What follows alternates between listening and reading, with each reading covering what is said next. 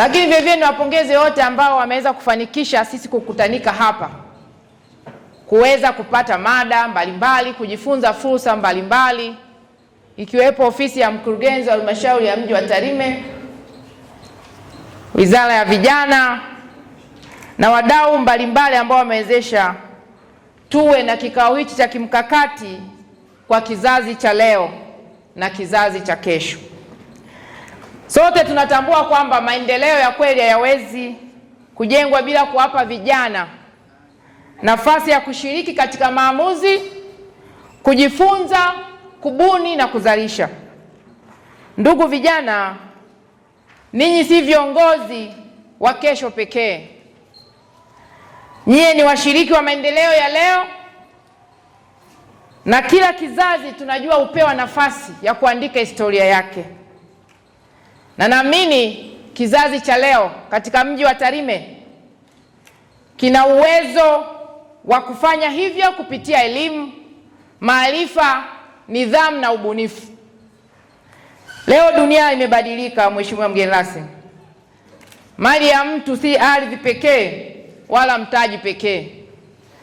Mali kubwa ni maarifa, ujuzi, uwezo wa kutatua changamoto.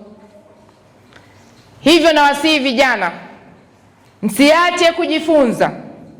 Elimu ya darasani ni muhimu, lakini elimu ya ufundi, teknolojia, biashara na ujasiriamali ndio inaofungua milango mingi zaidi ya kiuchumi na kisiasa.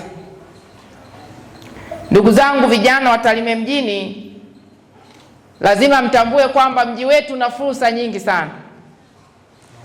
Tuna vijana wenye vipaji kwenye sekta ya michezo ambavyo wakiviendeleza watakuwa au vitawezesha kushiriki vilabu mbalimbali vya kitaifa na kimataifa. Lakini tuna vijana wenye vipaji vya kuimba, sanaa, filamu, comedian na ubunifu wa kidijitali vinavyoweza kuwa ajira kwao na biashara zenye tija. Lakini pia Tarime tumejaliwa kilimo, madini na ufugaji, ambapo pia hatupasi kuviona kwamba ni shughuli za kijadi hivi, bali lazima tujue njia mbadala, ufugaji wa kisasa, kilimo cha kisasa. Na kwenye madini, serikali ya awamu ya sita imewekeza sana kutoa mitaji, na sisi katika wilaya ya Tarime, Mheshimiwa mgeni rasmi, tumejaliwa madini kwenye maeneo mbalimbali kule Tarime DC, lakini hata hapa kwenye mji wetu wa Tarime tuna maeneo mengi ambayo yana madini. Kwa vijana lazima tuchangamkie hii fursa ili kuhakikisha tunafaidika nayo vizuri. Lakini vivyo hivyo mafunzo ya ufundi kwenye nyanja mbalimbali, umeme, ujenzi, useremala, uchomeleaji, ushonaji, tehama na huduma za magari ni njia ambazo zinaweza kujenga ajira na kuacha kutegemea ajira rasmi. Tukawa na ajira ambazo unazianzisha na ikiwezekana unaajiri na wengine katika jamii husika kwenye mji wetu wa Tarime. Ndugu zangu vijana, serikali ya awamu ya sita imeendelea kuweka fursa mbalimbali za mikopo zenye riba nafuu na zingine hazina riba, ambazo ni programu ambayo inawezesha vijana kupitia serikali za mitaa, Wizara ya Vijana, lakini na wizara nyingine kwenye sekta mbalimbali kuweza kumuinua kijana wa Kitanzania, kijana wa mji wa Tarime. Na najua wadau ambao wako hapa ambao wametoa mada mbalimbali watakuwa wamegusia kwenye moja kati ya hizi ambazo naziainisha kwa ufupi kabisa. Ndugu vijana, sote tunakubaliana hakuna maendeleo yanaweza kuletwa na serikali peke yake. Serikali inaweza kujenga barabara, shule, masoko, vituo vya afya na kuweza kutoa mitaji na mikopo yenye riba nafuu. Lakini maendeleo zaidi yatajengwa na nyie vijana kwa kuweza kuhakikisha mnatumia fursa mbalimbali kama ambavyo nimeziainisha. Na Tarime na hasa Tarime mji ina watu wenye ubunifu, wazalishaji, wawekezaji, wataalamu na waajiri.